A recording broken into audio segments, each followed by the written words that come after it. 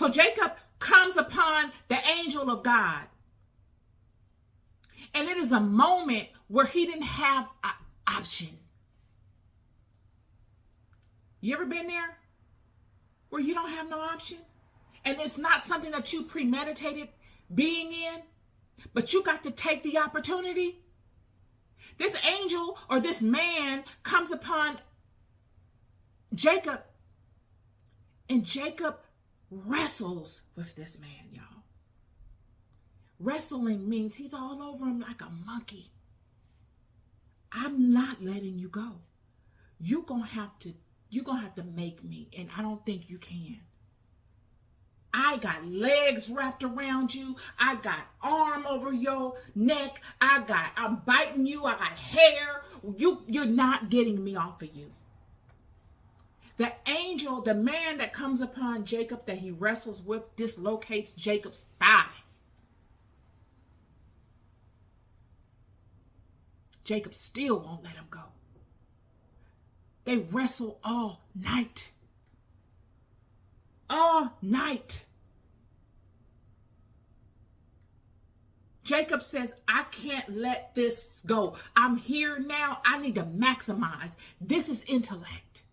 And this is why it was so important for Jacob to be built up to where he was at. He had the intellect from the beginning. He was smart enough to seize the opportunity from his brother, who let it fall at his feet. But what he needed to cultivate was the love. Because Jacob wrestling with that man, that angel, like he did, was because of love, friend. You only wrestle like that when you got something that you love on the line. Jacob saying, I didn't come this far. I didn't go through all these things for you to come, for this man to come and rob me of it, who didn't even respect what he had. I didn't steal nothing from him. He let it go. And out of love, I captured it. Out of love, I stayed close and I learned the laws of this house. Had I not, who would have? It has been my lifetime sacrifice. I paid prices for this that money cannot buy, time can't give me back. So you're going to have to tap out. And the angel, he's wrestling with the angel, and Jacob says, okay, I'm in this now. Can't believe I'm in this with this angel, this messenger, this man. But while I got him, I recall what I learned from Shem and Eber. I recall what I learned in my days of study. I need his name. Why do I need his name? I need his name because a name is a tether. And if I got your name, friend, I could call upon you at any time and you must come. I have you here in my arms. You are not a hypothetical. I see you. I smell you. I feel you. I got your DNA over me. And with that and a name, and I call upon you, you got to come.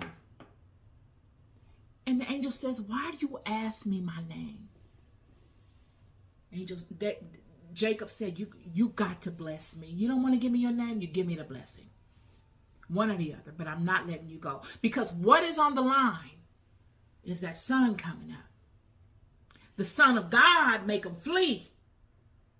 That son coming up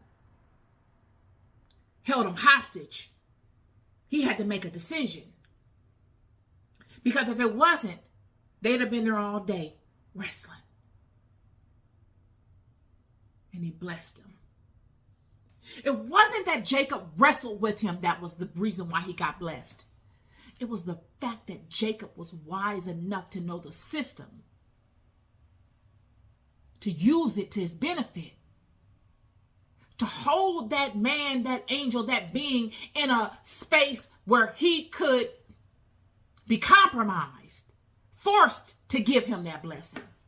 Why does that matter? Because he studied, he knew enough to know to do it.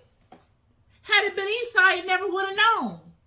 Esau could have easily have wrestled with the angel and overtook him. But just overtaking him ain't going to do it.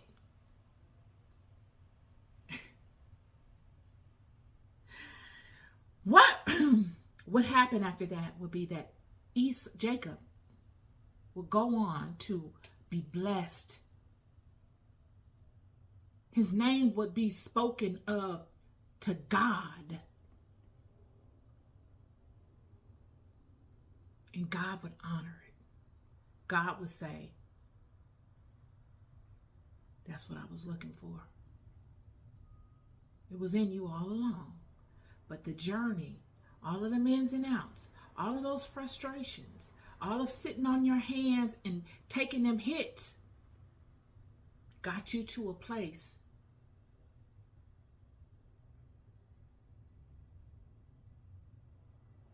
where all those experiences up until that point mattered. All that you went through mattered. All that you came out of is highly valuable. Ain't much more I can show you. I done threw everything at you but the kitchen sink. So wrestling with an angel is nothing. You don't wrestle with demons over there at Laban's house for 20 years. You learned from all of your experiences. You got value out of everything I threw at you. Nothing was left on the table. You turned water to wine. You have become the alchemist.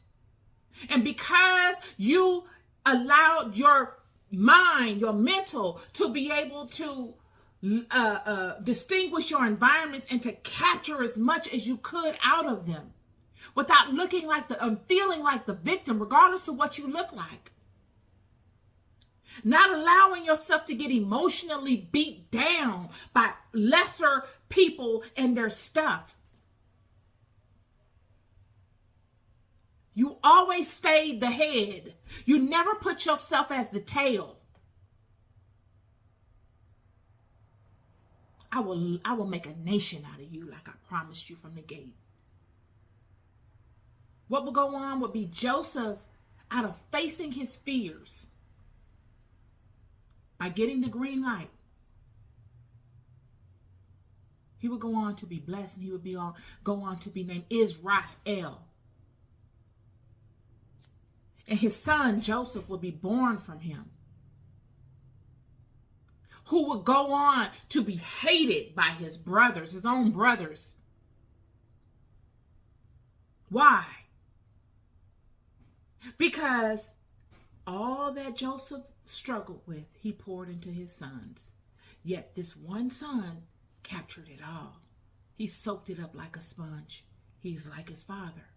He's an intellectual. He sees the cup half full instead of half empty. Out of his love for himself and his house, he doesn't see himself as a victim. He sees himself as a victor. Even though he's frustrated with the people around him, he's never the peasant. He's always the king.